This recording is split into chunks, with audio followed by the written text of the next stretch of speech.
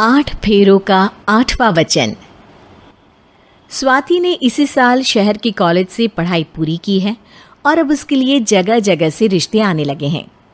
स्वाति से ज़्यादा उसके रिश्तेदारों को उसकी शादी की चिंता है, इसीलिए जो भी स्वाति के घर आता वो किसी नए लड़के की खबर ज़रूर ले आता। अरे दीदी, ये फोटो देख के बताओ कैसा है। राहुल नाम है लड़के का, मेरी सहेली की बहन का बेटा है। अपनी स्वाति के साथ एकदम प्यारी जोड़ी लगेगी इसकी। ज़रा दिखाना, फोटो तो बढ़िया लग रहा है। कोई गलत आदत वादत तो नहीं है ना इसे? और कमाता कितना है? अरे कोई गलत आदत नहीं है दीदी, आप कहो तो एक मीटिंग करवा देती हूँ, फिर सब कुछ फाइनल कर लेना। हाँ हाँ, ये सही कह रही हो तुम। संडे को स्वाति के पापा भी घर पे ही रहेंगे। बुआ फिर वहाँ से चली जाती है और रात को स्वाति की माँ उससे कहती है, स्वाति बेटा, आज कमला बुआ ने एक लड़के की फ़ोटो दिखाई है। संडे को वो लोग मिलने आ रहे हैं, तैयार हो ना तुम बेटा? अरे मम्मी, आप कहाँ कमला बुआ के चक्कर में आ जाती हो? अभी इतनी जल्दी कोई शादी वादी नहीं करनी है मुझे। अरे बेटा, अच्छा लड़का है, बुआ जानती है उसे अच्छे से। हाँ स्वाति बेटा, एक बार मिल तो लो, बाद में देखेंगे आगे क्या करना है। वैसे तो कमला रिश्ता लाई है तो मना करने का तो कोई सवाल ही नहीं उठता। संडे की सुबह होती है और कमला बुआ राहुल और उसके मम्मी पापा को लेकर स्वाति के घर आती है। अरे आइए आइए भाभी, इसे अपना ही घर समझिए। इनसे मिलिए, ये मेरे भैया और ये मेरी भाभी हैं। नमस्ते भाभी जी, ये है हमारा लड़का राहुल, सरकारी नौकरी की तैयारी कर रहा है ये। वैसे आपकी बेटी कहाँ है? अरे स्वाति बेटा, बाहर आ जाओ। वैसे कितनी पढ़ाई की है स्वाति ने? जी, पोस्ट ग्रेजुएट है हमारी बेटी साइंस में। ये सब तो ठीक है, पर घर संभालना जानती है या नहीं? हमें कौन सी इससे नौकरी करवानी है, नौकरी तो मेरा बेटा करेगा ही।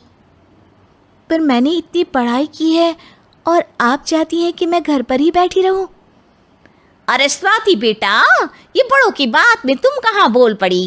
हम सब देख लेंगे क्या करना है क्या नहीं। हम तो इसी बात पर विश्वास करते हैं कि घर के लड़कियां घर में ही रहे तो ज़्यादा अच्छा रहता है, वरना भाई साहब आप तो आजकल के हाल जानते ही हैं, कितनी घटनाएं होने लगी हैं औरतों के खिलाफ। स्वाति बेटा, रसोई का काम तो पूरा जानती हो ना? शादी के बाद तुम्हें ही संभालना है वो सब। अरे बहुत अच्छा खाना बनाती है ये, आप सब लोग इसकी तारीफ करते नहीं थकेंगे। लो भाई, हो गई मीटिंग, अब शादी की तारीख फाइनल कर लेते हैं, क्यों भैया?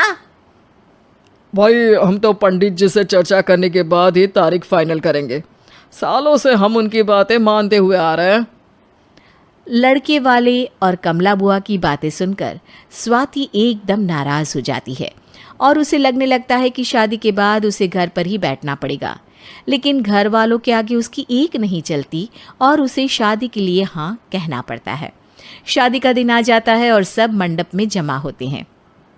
अब फेरों का समय हो गया है, अब कन्या अपने वर से 7 वचन मांगेगी। आप किसी धार्मिक आयोजन में जाएं तो मुझे भी ले जाएंगे। आप मेरे माता पिता का भी बराबरी से सम्मान करेंगे, हमेशा मेरा साथ निभाएंगे। आपको दोनों परिवार की जिम्मेदारियां बखूबी निभानी होगी। हर ज़रूरी बात में मेरी भी राय लेंगे। आप सभी गलत आदतों से दूर रहेंगे।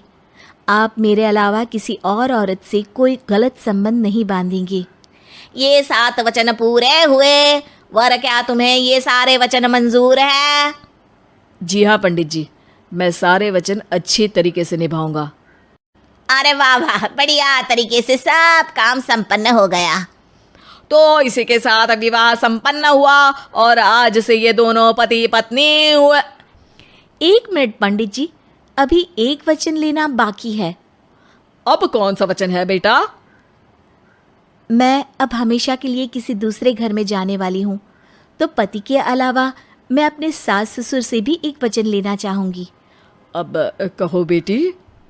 मैं ये चाहती हूँ कि मुझ पर किसी बात की कोई पाबंदी नहीं लगाई जाएगी। मुझे सब कुछ करने की आज़ादी होगी और मैं भी विश्वास दिलाती हूँ कि मैं एक अच्छी बहू बन के दिखाऊंगी। स्वाति की बात सुनकर उसके सास ससुर एकदम चौंक जाते हैं और कुछ बोल नहीं पाते कि उतने में कमला बुआ बोल पड़ती है। अरे बेटा, ये भी कोई कहने की बात है? रानी बन के रहोगी तुम तो। वचन देने से पहले सोच लीजिए, क्योंकि शास्त्रों में वचन ना निभाने वालों के लिए नरक से भी बदतर सजा लिखी है। स्वाति की चालाकी से वहां मौजूद सब लोग प्रभावित हो जाते हैं और लोगों में बदनामी ना हो जाए, इस कारण स्वाति के सास ससुर को उसे वचन देना पड़ता है। अरे कैसी अपशकुन वाली बातें कर रहे हैं आप पंडित जी?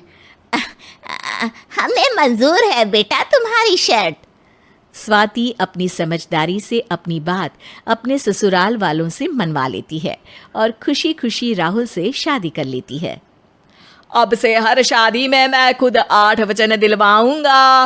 ओम मंगलम मंगलम मंगलम।